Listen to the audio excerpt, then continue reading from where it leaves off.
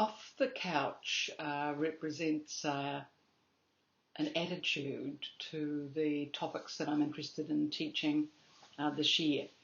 In 2014, I stopped a teaching program in New Zealand, and in 2015, I stopped teaching internationally. And so the focus for me was going back to clinical work, supervision, and developing a Skype consultation process. So over those 2 years, I've been drawn to a number of issues or topics that have intrigued me. And one of those, I'll just speak to some of those because they are the focus of the teaching I'm interested in doing in 2016. The first is around working with children and young people who come to see us as a result of anxiety or fears or despair and sometimes outbursts of anger. And many of these young people, the particular group I want to speak about, are incredibly sensitive to the environment. They're sensitive to suffering of others in ways that are sometimes quite extraordinary. They're sensitive to contradictions between what adults say and what they do. So they feel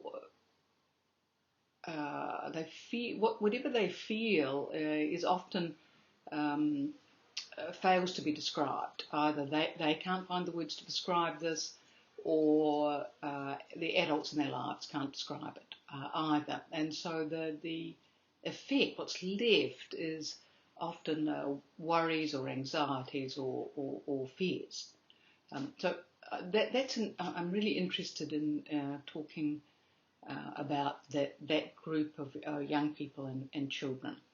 The other group that I'm interested in talking about are often therapists struggle with, and this is people who are either defending themselves from being at fault. They've done something, injured someone, and they work very hard to defend themselves from being at fault. Or those people who feel at fault, even though therapists and other family members or other people attempt to reassure them or provide evidence that they, in fact, aren't at fault. So this group of people, again, are often experiencing enormous distress, and there's a mismatch or a tension between what people think, that includes therapists, but also the people we're working with, what they think and what they experience. So they might logically think, yes, I am at fault, or they may think, I can see that the fault lies somewhere else, but experientially they still feel at fault, to blame. So that group of people and how we work with that really interests me. The third area is around supervision, and what I've noticed in supervision is that very experienced practitioners use supervision in ways that are quite different from new practitioners. More experienced practitioners often have more to talk about. They bring more to the sessions. There's a willingness to be vulnerable about learning something new. So that puzzled me, and I thought about ways that I could and others could support new practitioners to get the most out of supervision. So that's the third area. And the fourth area that really intrigues me is empathy as an essential quality for all practitioners. And I'm not just talking about ordinary empathy. I'm talking about it would be a relational systemic empathy, the ability to imaginatively empathise with an individual, with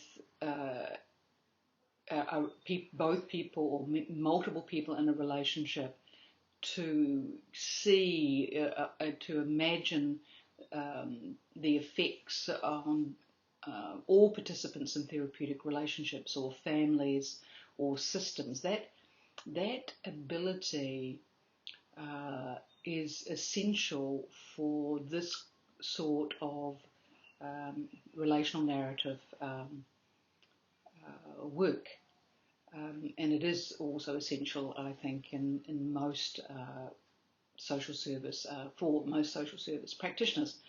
The issue is, how do we develop that capacity, or do we even recognise it or value it in the people that are going through training courses? And I don't think it's given much value at all, and I don't think it's really talked about or studied.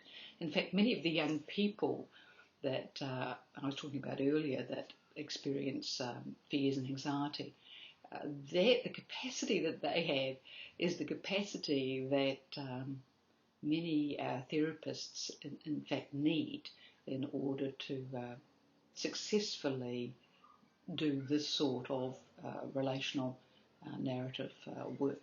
So those are the 4 areas that I'm really interested in and want to talk with people some more about.